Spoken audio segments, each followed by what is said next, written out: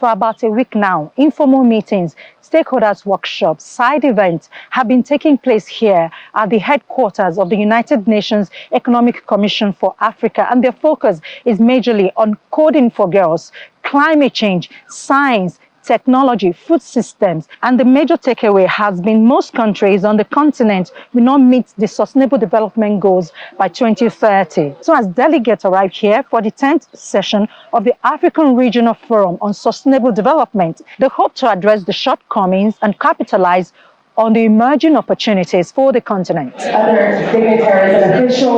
Leading the delegates is Deputy Secretary General of the United Nations, Amina Mohamed, who not only urged African countries to scale up action in key transitions and investment pathways and accelerate progress towards the Sustainable Development Goals, but also asked them to take up the opportunities of critical transitions available both regionally and nationally that can help the continent to make progress. And to the international banks and development partners, her message is simple. At the heart of this, like so much else, is finance.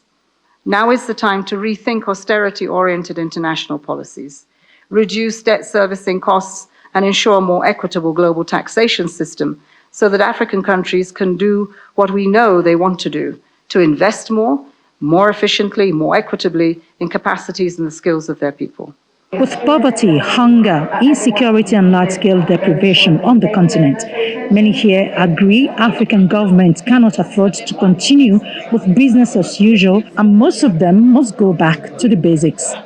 The basics we know are that we need to look inward